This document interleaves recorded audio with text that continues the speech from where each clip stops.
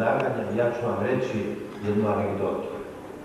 U Staroj Gradiški, gdje sam izdržavao kaznu, nekakvim slučajem došla je pjevati Vera Svoboda.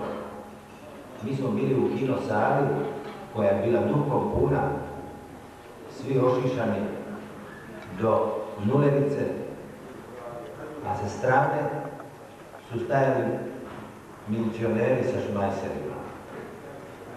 I Vera Svoboda je otprilike ovako počela. Drago mi je da ste se skupili u ovakvom velikom broju.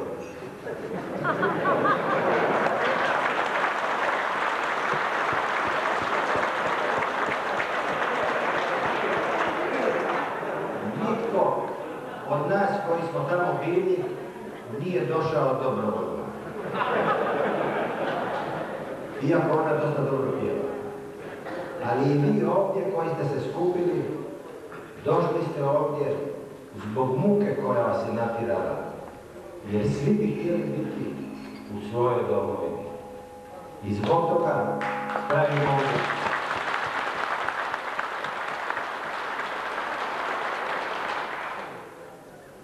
Kada je počeo Drugi svjetski rat, znate, malo, evo vidite, kad je došla u opasnost Moskva, sve komunističke parole više nisu vrijedile ništa. Sovjetski savez nije značio ništa. Stalin je rekao, marš Rasija za Bjork. A mi možemo sada otprilike reći, majka Hrvatska zove.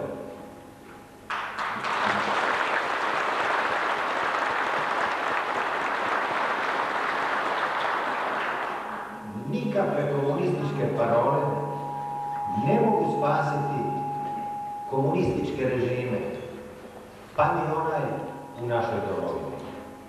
45 godina vladala je jedna partija, vladala je na svoj način, boljševički način, na taj način, da je obećavala uvijek nekakvu sretnu budućnost za one koji rade, a za sebe i svoje privrženike osiguravala privilegije.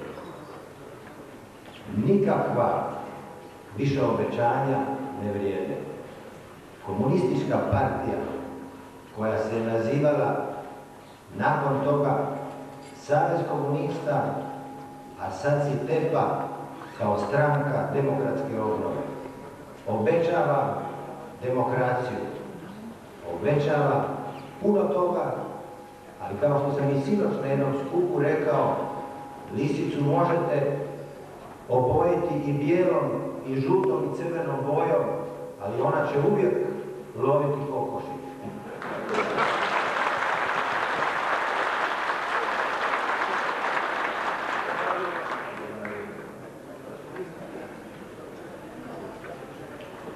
U našoj domovini, oni koji više kontaktiraju i prate zbivanja, a vaš broj ovdje koji je impozantan je dokaz da pratite ta zbivanja, održava se jedan veliki proces koji nas vodi u društvo razvijenih i kulturnih zemalja. Odvija se jedan proces našeg povratka u Europu. Mi ne tražimo da uđemo u Europu, mi tražimo da se vratimo u Europu, jer mi smo Europa bili i tu je naše mjesto, jer smo mi stari, povijesni narod, europski narod i svi pokušaji da nađemo mjesto izvan Europe nisu uspjeli. I vidite, Hrvatska demokratska zajednica nije samo stranka koja se bori za povratak Europi. Hrvatska demokratska zajednica je samo jedan izdanak, a to je u stvari pokret hrvatskog naroda koji želi sada u ovom povijesnom trenutku ne sutra i preksutra, nego danas. Danas znače izbori koji će se uskoro održati u domovini, koji moraju riješiti sudbinu naše domovine. Prema tome, sudbina domovine je u našim rukama i svakog od vas ponaosob. Sada, ako iskoristimo taj povijesni trenutak, postoji mogućnost da zauzmemo svoje mjesto među slobodnim i demokratskim nacijama Europe. Ako propustimo taj trenutak, prepustimo se svojim međusobnim svađama, postoji mogućnost da taj mrak koji traje 45 godina potraje još. Što ne znači da on može biti dugotrajan, ali nema razloga da i ove generacije, jer svaka generacija živi, svaka generacija želi što više slobode, želi konzumirati tu slobodu, a ne sanjati o njoj. Zato je u našim rukama sada naša sudbina.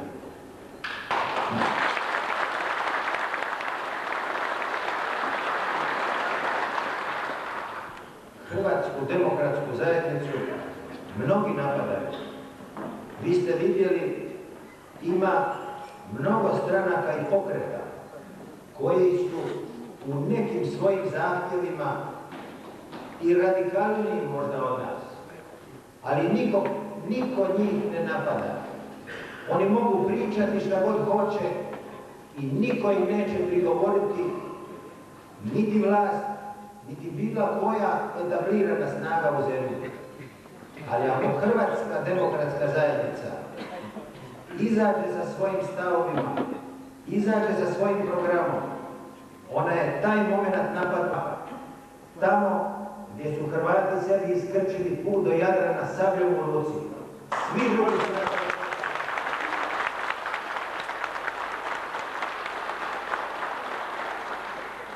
drugi su na taj prostor došli ili našom dobrotom ili našom naivnošću. Sada, kad Hrvati povijesno razmišljaju, sad se javljaju snage koje prigovaraju nacionalnom znaku naše partije, nacionalnom simbolu. Željeli bi vjerojatno da mi u 21. stoljeće dođemo sa ovim zastarjelim alatkama koje Savez komunista ima na svojim zastavama. S tim alatkama neka oni idu u povijest, a mi ćemo to njima omogućiti.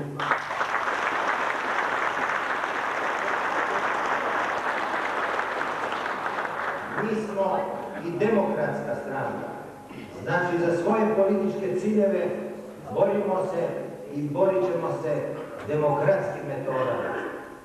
300.000 članova i tisuće i tisuće simpatizera garancija su da ćemo mi naš program i naše ciljeve ostvariti.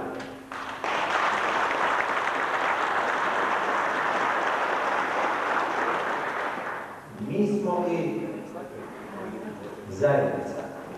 Svaki od nas posebno ne može ostvariti ni jedan cilj.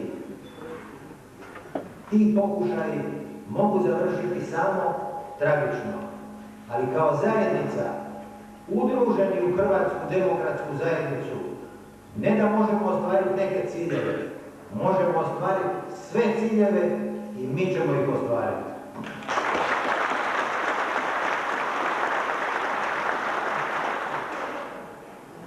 Mi smo stranka koja se bori za građanske slobode. Za građanske slobode svih u Hrvatskoj. Mi se borimo za ravnopravnost svih ljudi dobre volje. Svih Hrvata i svih onih koji smatraju Hrvatsku svojom domovinom.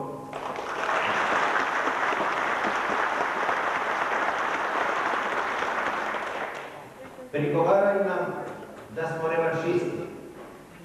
Mi nismo revanšisti. Sigurno, kad osvojimo vlast, da ćemo onima koji su je dosad dijelili i koji su znali koristiti tu vlast, ali zloupotrebljavajući instrumentarij koji im je bio pri ruci, mogu biti sigurni da će im biti bolje nego što je nama bilo dok su oni bili na vlasti.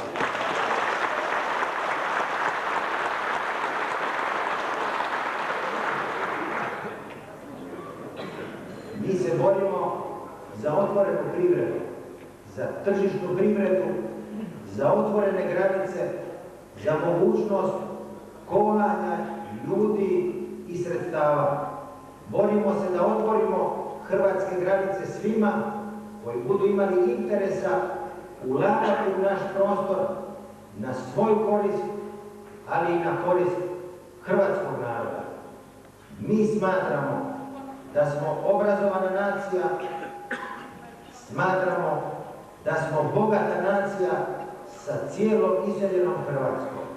Znači, ukoliko se udružimo, ukoliko napravimo mogućnost da ljudi svoja sredstva i svoja znanja mogu koristiti na hrvatskom tlu, da ćemo u tom slučaju vrlo brzo okrenuti i izaći iz krize u kojoj se zemlja našla.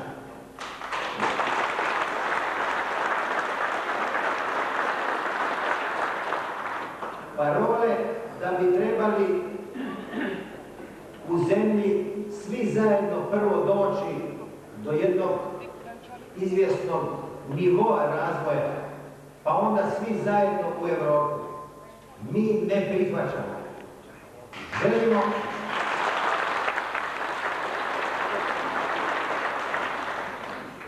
Želimo da hrvatski narod sa svojim suverenim pravom na svoju državu i izrazi taj svoj suverenitet. Mi nismo za nikakve škole koje smatraju da je suverenitet dijeliti. Mi ga s nikim ne želimo dijeliti.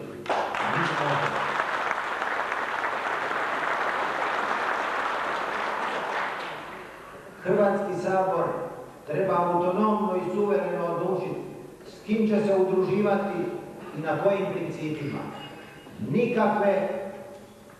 Nikakve suverenosti nema izvan Hrvatskog sabora, kako je Šime rekao, do Boga.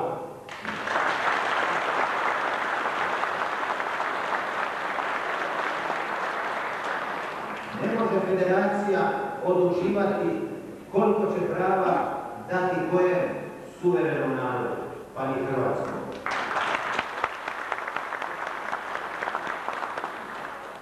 Mi ćemo o tome odlučiti, a izbori su pred nama gdje hrvatski narod mora pokazati svoju povijesnu svijest, da se neće više dati nikome zavaravati. Mi smo u svojoj povijesti svim svojim susjedima nudili svoje vratove da nas jaši. Jašili su Mlečani, Turci, Talijani, Njemci, Mađari, srpska oligarhija.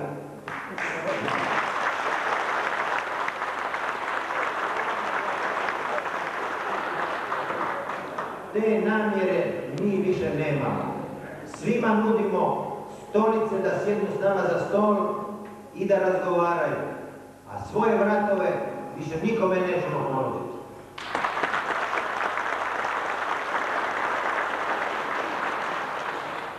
Totalitarni režim koji je do sada vladao je samo na taj način što je zemlju plašio vanjskim neprijateljem, a unutrašnja kompozicija je bila napravljena tako da svako može biti unutrašnji neprijatelj.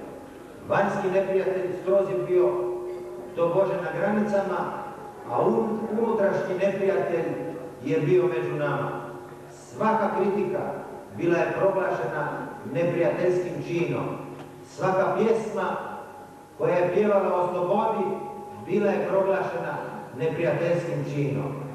Režim se mogao održavati samo da ima što više neprijatelja, pa i mnogi od nas ovdje koji sjedimo sigurno su prošli te škole i vidjeli su da je to bilo ne ekscesna pojava, to je bio sistem da bi se moglo vladati. Jer režim je mogao vladati putem svoje političke policije, putem partijske policije i sada, kad je ovaj narod toliko svjestan, kad pucaju šavovi u cijeloj Europi, sada, kad nema više mogućnosti ni za partijske armije, ni za partijske policije, neće biti političke policije. Sada, kad takav režim gubi tlo pod nogama, pokušava zaustaviti Hrvatsku demokratsku zajednicu da bi zadržao svoje privilegije. Moramo im poručiti.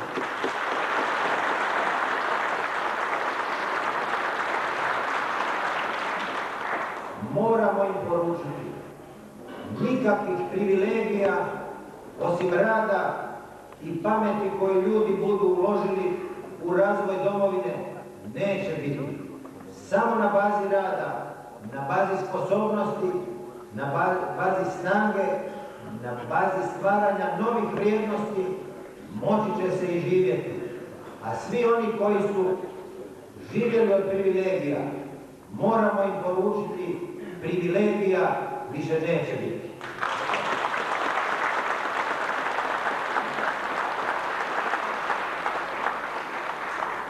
Bilo mi je postavljeno jedno pitanje, a šta će biti s tim pustim udbovcima, šta će biti s tim političarima koji su raznim kombinatorikama i smicalicama dolazili na pozicije ili u svojoj profesionalnoj orijentaciji ili u politici, a da zato nisu bili sposobni. Moramo im poručiti, ići će raditi poslove za koje su sposobni.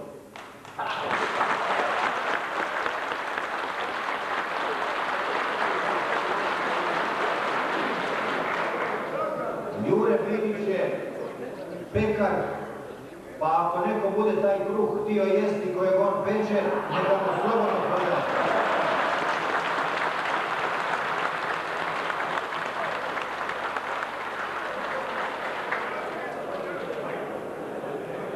Mika Špiljak je šuster, ako neko bude htio te cipele nositi, neka kupi kod njega.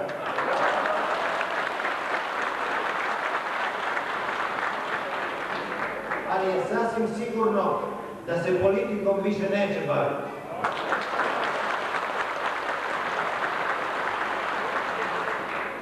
Mi želimo depolitizirano društvo.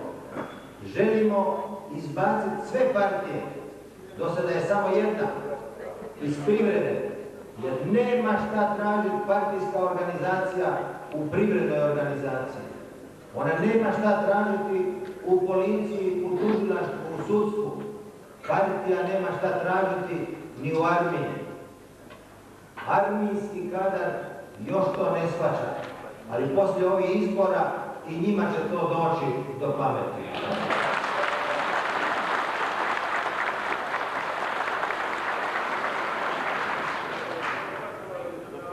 Mi kao europski narod u svakom slučaju ne zaslužujemo da u svom korpusu imamo političku policiju koja o svima nama pravi dosije, na temelju tih procjena odlučuje kad će ko postati neprijatelj. To je jedan sistem po kome se u ladicu stavlja za svakog od nas nekakve primjedbe, pa kad zatreba, ladice se otvaraju, proglašava se neprijatelj i plaši narod.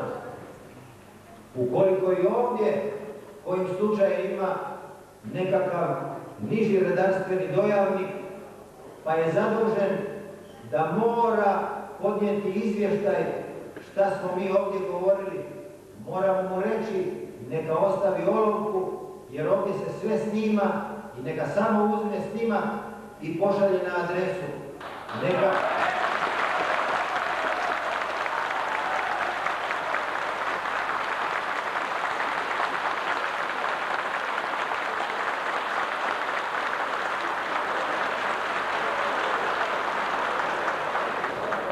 budimo ljudi, pa neka čovjek još zaradi koji dinar, jer uskoro više te šanse neće imati.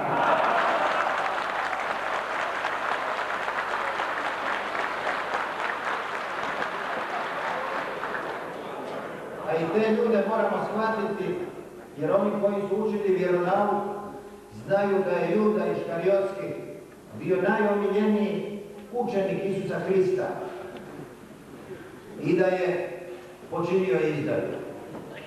Ali ako gledamo, makar ja kao pravnik sa strane, i kad gledam koji su dokazi za to, onda se to može tumačiti na jedan drugi način. Istina je, on je bio najodaniji učenik Isusov.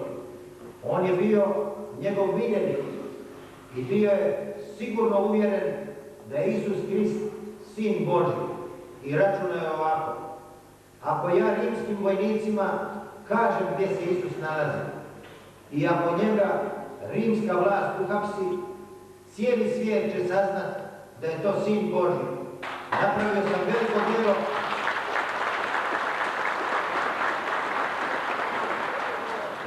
sam veliko djelo i još sam zaradio 40 srebrnjaka. Pa tako i ovi niži redarstveni dojavnici neka javljaju šta mi govorimo, napravit će veliko djelo, pa neka i njihovi gazde znaju šta im se sprema i šta ćemo napraviti.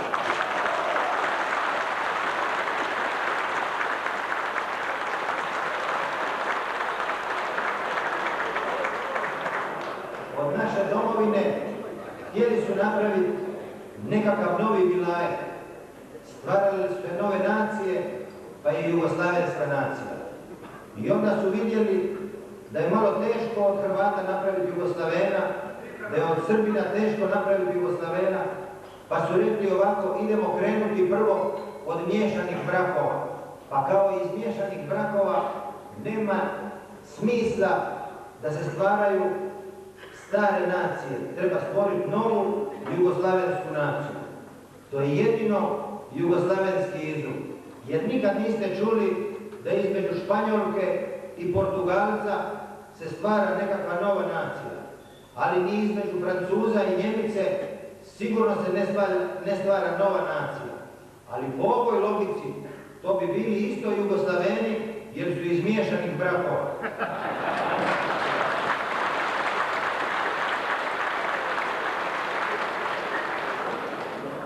Kad to prevedemo na ovaj jezik, vidite s kolikim glupostima su zaglupljivali taj naš narod i držali da neće se dosjetiti koje su to sve bedastoće. Jedna od bedastoća je ta da sada plaše nas, Hrvatsku demokratsku zajednicu, s drugima, a druge plaše sa Hrvatskom demokratskom zajednicom. Plaše uglavnom Srbe u Hrvatskoj. Svaki Srbin u Hrvatskoj mora znati ukoliko Hrvatsku smatra svojom domovinom, on je dobro došao, ali da radi na dobrobit te domovine, a ne za Miloševića, ne za Šešelja.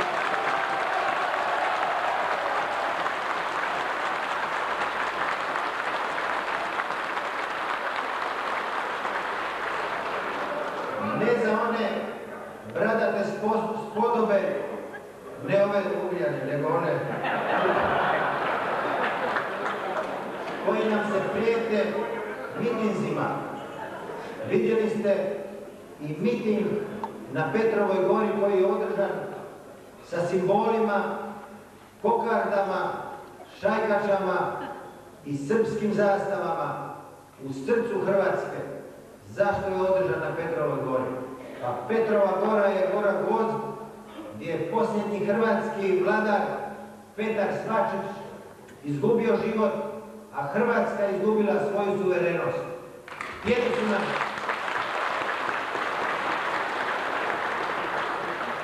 su nam zabiti nož u srce i reći i tu ćete izgubiti suverenost. Prevarili su se jer ukoliko budu miting htjeli održati u Zagrebu kao što se prijete na Jelačić placu, moramo im poručiti: svi koji dođu na trg staće pod jedan kišobran.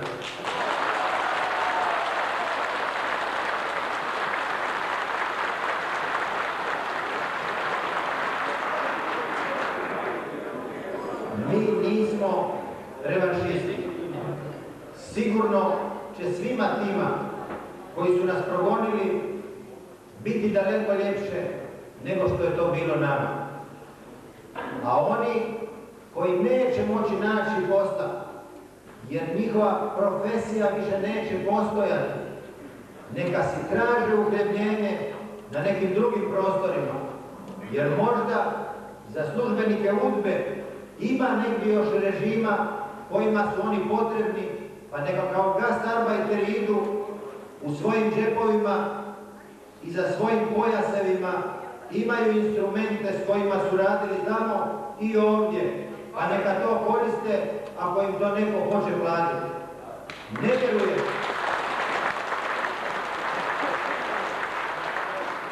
vjerujem da bi bili toliko ludi.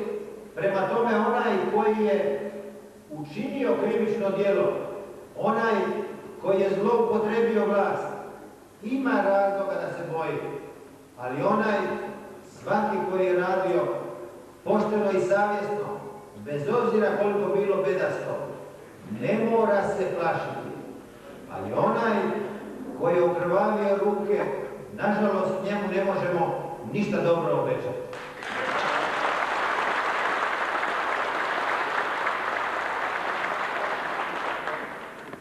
U domovini se bije jedna velika bitka. Bije se bitka za Hrvatsku. Za Hrvatsku u njenim povijesnim i sadašnjim granicama. Jer mi nismo samo, mi ne ostvarujemo samo suverenost na prostoru sadašnje Hrvatske. Hrvatski narod ostvaruje suverenost i na prostoru Bosne, jer i tamo je tamo i Hercegovine.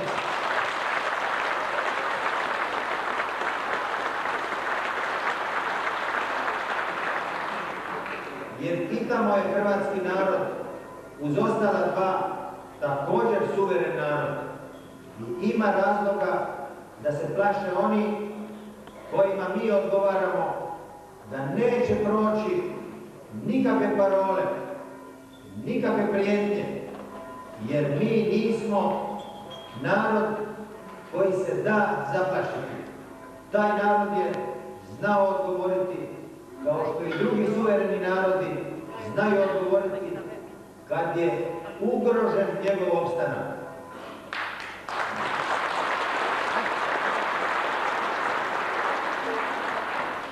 Naš opstanak je na jednoj strani ugrožen jer je najveće iseljavanje iz Hrvatske, jer je i represija bila najveća u Hrvatskoj. Zašto je sada iseljavanje iz Kosova najveće? Iseljavanje Albanaca, jer ono su priče o iseljavanju Srba i Crnogoraca. Ti koji se iseljavaju najvećim dijelom su i doseljeni tamo pod represijom, jer je Kosovo kao pokrajina praktično ukinuta, praktično je pretvorena u jedinstvenu i celu Srbiju.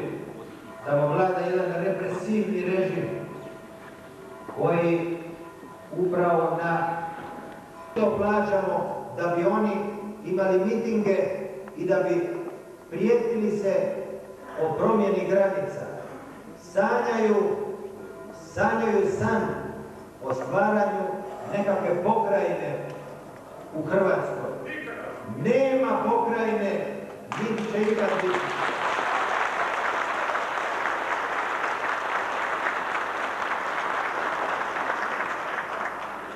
San je samo lijep ako se lijepo završi, a za ove koji to sanjaju, nažalost, nikad neće to za njih dosanjati.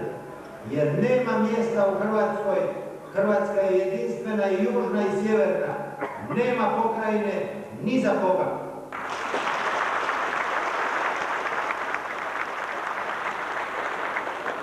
Srbi u Hrvatskoj imaju pravo na autonomnost ali kulturnu. I to im niko ne dira. Svoj jezik mogu zvati i srpski, i hrvatsko-srpski, i srpsko-hrvatski. Ali nema nitko pravo, pa ni Srbi u Hrvatskoj, hrvatski narod pozivati kako će zvati svoj jezik.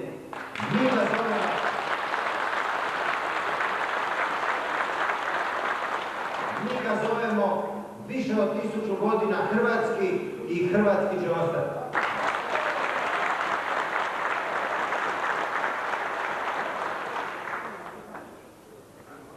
Sada, kad su ovi procesi počeli u istočnoj Europi, kod nas pokušaj je bio da se zaustavi, da se priča kako smo mi već djelimično ostvarili demokraciju. Kod nas demokracije nikad nije bilo, od rata do sada.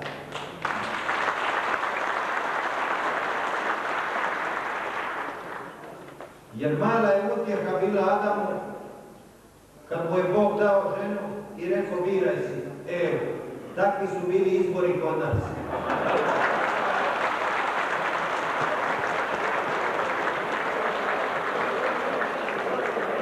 Da je Adam imao više mogućnosti, možda bi mi bili svi ljepši i jači. Ali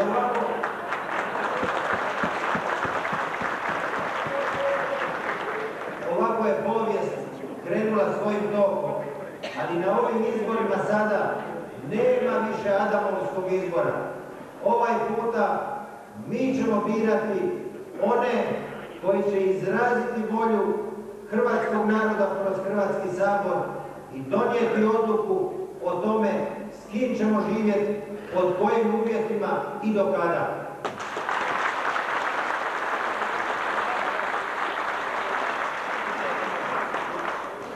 Postoje razne smicalice, pa i novi zakon o izborima opet je jedna smicalica da bi se na nekakav način opet manipuliralo.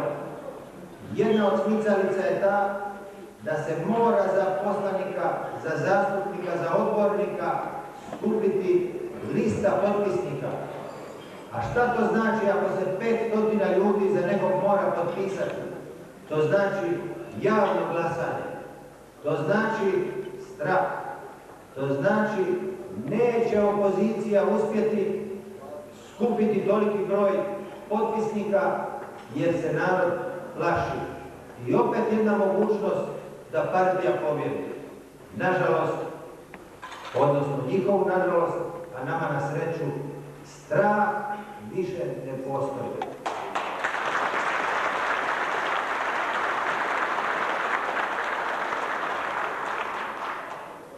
Straha smo se oslobodili, ne mogu nas više plašiti zatvorom, pa i to smo iskusili.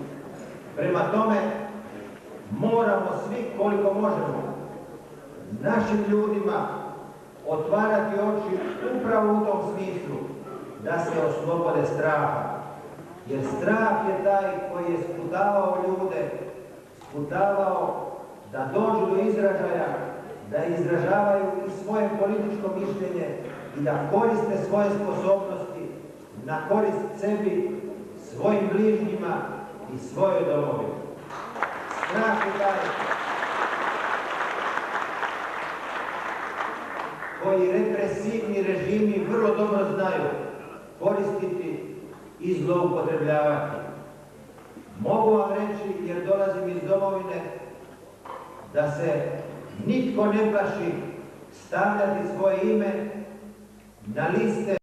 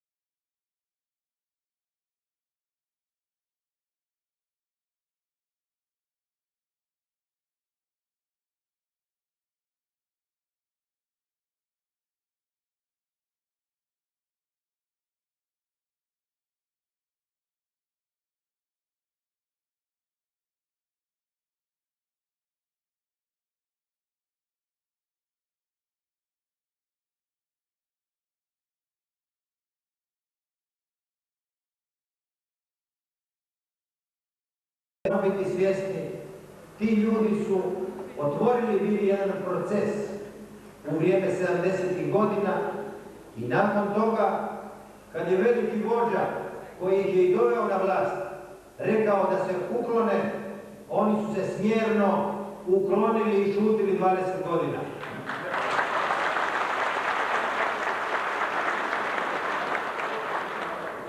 Mi nismo šutjeli, mi smo radili. A biračko tijelo je tu koje treba o tome odlučiti.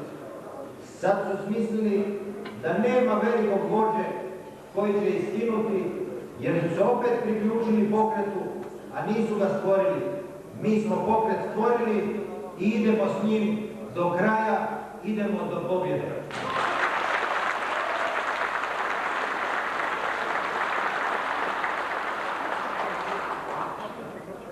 Nemaju se razloga na nas ljutiti. Naš princip je bio najpošteniji. Idemo pozvati birače, neka glasaju za opoziciju, a neka se svaki birač opredijeli prema programu, jer na političkom prostoru Hrvatske za svu opoziciju ima mjesta. Nema mjesta jedino za partiju.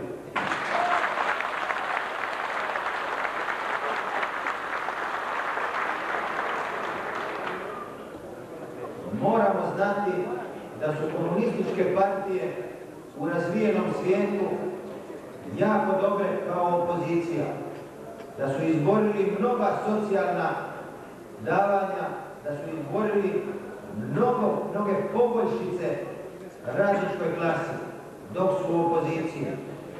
Ali tamo gdje su se dočepali vlasti, zaboravili su na radničku klasu, mislili su samo na svoje privilegije. Ali zato što su dobri u opoziciji, i vas pozivam i sve one koji će glasati, omogućimo im da budu dobra opozicija.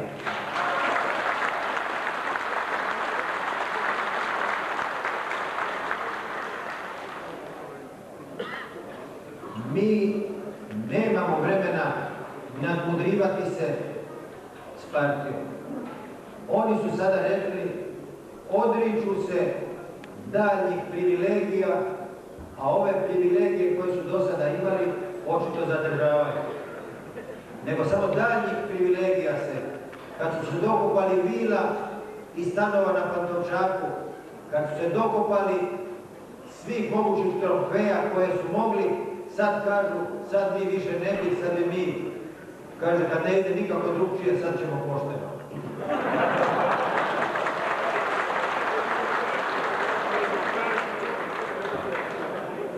Prema tome, na riječi više ne možemo vjerovati. 45 godina ovaj narod im je vjerovao na riječ, a sad bi to morao biti šašav narod koji bi opet povjerovao na riječ. Jer kažu, ne može se preko noći stvari riješiti, ali ta noć traje 45 godina, to su zaboravili. Mi želimo svima njima poručiti, nemate se razloga bojati. Radite pošteno svoj posao. Niko u Hrvatskoj ne može imati ni milimetra manje zato što nije Hrvat, ali Boga mi ni pol milimetra više.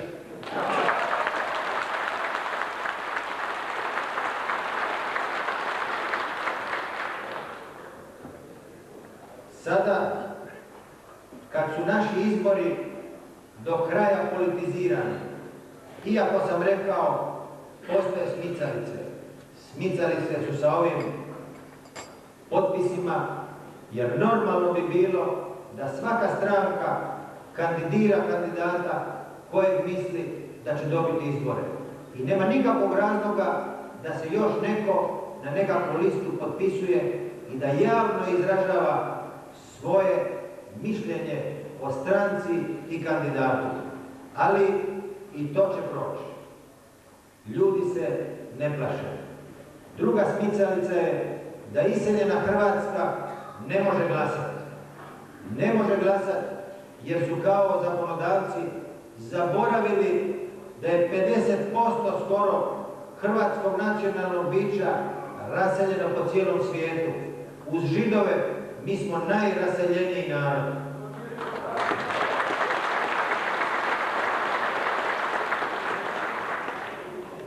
Ta zaboravnost može nas koštati da se jedan dio ljudi neće moći pojaviti na izborima. Ali svi oni koji mogu, neka koriste svoje pravo, neka žrtvuju malo svoj godišnji odmor i svoja sredstva i neka pomogne domovini.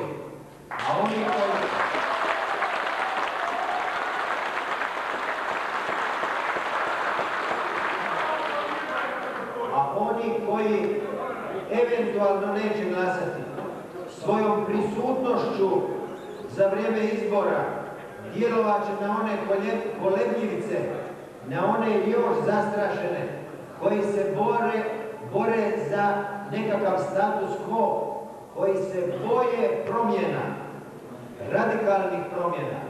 Na njih treba utjecati jer neće izbore dobiti samo članovi stranke. Francuska komunistička partija ima više članova, upisanih članova od svih partija kad zbroje, a dobije 8% na izborima. Prema tome, mi se moramo boriti za što više simpatizera. Simpatizeri naše stranke i naši članovi mogu zajedno, i domovinska i iseljena Hrvatska, prvi puta u povijesti mogu riješiti sudbinu našeg naroda i moramo pobijediti. Živjeli!